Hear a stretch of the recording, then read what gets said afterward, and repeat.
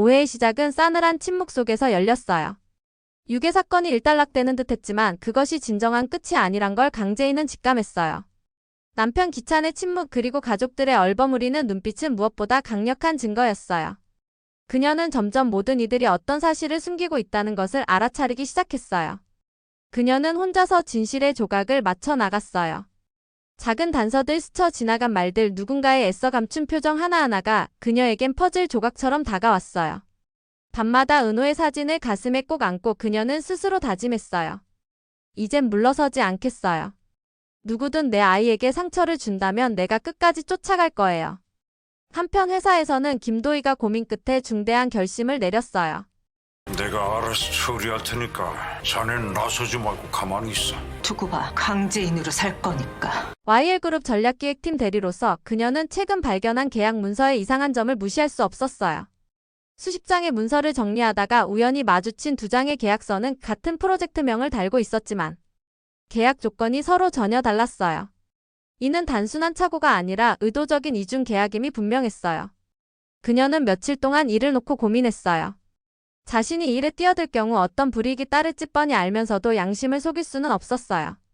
한밤중에 사무실 불이 꺼진 후에도 홀로 남아 관련 문서를 정리하고 분석했어요. 엑셀 파일에 숫자를 대입하고 계약 날짜를 비교하며 도희는 서서히 누군가의 조작 흔적을 포착하기 시작했어요. 어느 날 아침 도희는 마음속 불안과 두려움을 떨치고 도민준을 직접 찾아갔어요. 도민준은 그녀의 상사이자 사돈지간으로 복잡하게 얽혀 있었지만 믿을 수 있는 어른 중 한 명이었어요. 도희씨, 무슨 일인가요? 얼굴이 심각한데요. 그녀는 파일을 조심스럽게 꺼내어 책상 위에 올려놓았어요. 파일에는 프로젝트 이름 별산 신도시 복합개발이 또렷하게 적혀 있었어요. 문제는 두 장의 계약서에 명시된 거래처와 조건이 전혀 다르다는 점이었어요. 상무님, 이건 그냥 넘기면 안 되는 문서예요. 같은 업체와 계약한 건데 조건이 완전히 달라요. 하나는 정상적이지만 다른 하나는 누군가가 내부적으로 조작한 것 같아요. 도민주는 서류를 받아 들여다보며 눈썹을 찌푸렸어요. 한 페이지 한 페이지를 넘기던 그는 손가락을 멈췄고 서명란에서 황기찬이라는 이름을 보자 깊은 한숨을 내쉬었어요. 황기찬. 이건 정말 심각한 문제네요. 도희는 고개를 끄덕였어요. 그녀는 이미 모든 걸 알고 있었어요. 내부에서 조작된 이 문서는 기획팀 이사인 황기찬이 개입하지 않고는 불가능한 일이었어요. 기획팀 내에서도 의심하는 사람들이 있어요. 회계 쪽에서도 비슷한 문서를 찾은 것 같다는 얘기도 있었고요. 상무님, 회장님께 직접 말씀드려야 해요. 이걸 덮으면 더 큰 일이 생길 겁니다. 도민주는 한참을 침묵하다가 무겁게 고개를 끄덕였어요. 알겠습니다. 보고하죠. 하지만 이건 아주 조심스럽게 접근해야 합니다. 누구 하나 잘못 건드리면 회장님도 움직일 겁니다. 그 순간 도희는 문 뒤편에서 미세한 움직임을 느꼈어요. 누군가 문틈 너머로 그녀와 도민준의 대화를 엿듣고 있는 듯했어요. 그녀가 조용히 문을 열어보았지만 복도는 텅 비어 있었어요. 그러나 직감은 말해주고 있었어요. 자신이 누군가의 감시를 받고 있다고. 그날 이후 도희는 하루하루를 불안 속에서 보냈어요.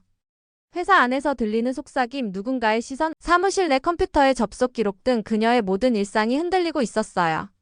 하지만 그녀는 멈추지 않았어요. 정직하게 일하는 사람들의 자존심을 걸고 진실을 밝히기 위해 계속 나아갔어요. 퇴근 후 집으로 돌아온 그녀는 유치원에서 보람이를 안고 나오는 어머니 윤희를 보며 말없이 안도했어요.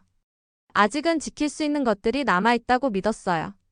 그리고 그것을 지켜내기 위해 이제는 더 이상 침묵하지 않기로 결심했어요. 도희는 휴대폰을 들어 회장실 직통 번호를 검색했어요.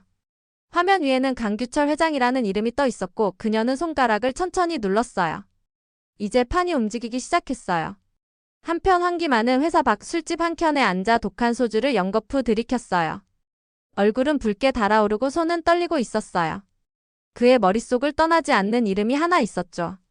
김도윤. 그 자식만 아니었어도 다 끝낼 수 있었는데. 그는 술김에 휴대폰을 들어 형수에게 전화를 걸었어요. 전화 너머에서 제인이 받자 그는 말을 잇지 못하다가 결국 울분을 토해냈어요. 당신이 시킨 거지? 김도윤. 왜 하필 그놈이 나타나? 어떻게 알고 들어온 거야? 당신들이 짠 거잖아. 도윤이랑 당신들 무슨 사이야? 그의 목소리는 점점 격앙되었고 술에 젖은 말투는 본심을 감추지 못했어요. 제이는 말없이 전화를 끊었어요. 마음이 차갑게 얼어붙었어요. 이제는 정말 아무도 믿을 수 없다고 느꼈어요. 그녀는 조용히 벽장을 열고 오래된 상자를 꺼냈어요. 그 안에는 과거 기찬과 주고받았던 편지들, 세리와 찍었던 사진들, 그리고 무심코 보관해둔 USB가 있었어요. 이 USB에는 몇 년 전 가족 행사 때 찍은 영상들이 들어있었는데 그녀는 알 수 없는 직감에 그것을 컴퓨터에 연결했어요. 그리고 그 안에서 이상한 영상을 발견했어요. 카메라는 삼촌인 김한이 은호를 안고 어딘가로 데려가는 장면을 담고 있었어요. 당시엔 장난처럼 찍힌 영상이라 여겼던 그 장면이 지금은 전혀 다른 의미로 다가왔어요. 제인의 눈동자가 커졌고 그녀는 떨리는 손으로 영상을 다시 재생했어요. 그날, 그때부터 시작된 거였어. 모두가 다 알고 있었어. 그녀는 자리에서 일어나 휴대폰을 들었어요. 수신이는 강규철. 회장님, 저 강재인입니다. 긴히 말씀드릴 게 있어요. 오늘 저녁 꼭 시간 내주세요. 이건 가족의 문제를 넘은 회사의 문제입니다. 그리고 그녀는 다시 한번 기찬의 이름을 조용히 되뇌었어요. 그녀의 눈빛은 이제 흔들리지 않았어요. 싸움은 시작된 것이 아니라 이제 막 본격적으로 불타오르려는 순간이었어요. 그 시각 YL그룹 회장실에선 또 다른 싸움이 벌어지고 있었어요. 단순한 오해나 갈등의 수준이 아닌 가문의 존망이 걸린 위기였어요. 강규철 회장은 보고를 마친 도민준을 조용히 바라보다가 마치 이미 모든 것을 알고 있었던 듯한 태도로 입을 열었어요. 내가 알아서 처리할 테니 자네는 나서지 말게. 이건 가족 문제야. 덮어지면 모두가 다쳐. 그의 말은 마치 절대 권력자의 선포처럼 회의실 안을 눌러앉혔어요. 도민준은 주먹을 꽉 쥔 채 입술을 깨물었어요. 그는 회장에게 복종할 수밖에 없는 위치에 있었지만 동시에 정의감과 책임감에서 오는 갈등으로 속이 타들어가고 있었어요. 그 자리에 동석했던 몇몇 임원들은 눈치를 보며 고개를 끄덕였고 누구는 속으로 분노를 사겼어요. 하지만 딱 한 사람 강세리만은 달랐어요. 그녀는 조용히 몸을 일으켜 회장실을 나와 비서실 앞에 거울을 바라보았어요. 거울 속에 비친 자신의 얼굴을 물끄러미 바라보던 세리는 서서히 입꼬리를 올리며 혼잣말을 했어요. 두고 봐. 강재인으로 살 거니까. 그녀가 가진 이름도 아이도 남편도 그룹도. 이젠 다 내 것이야.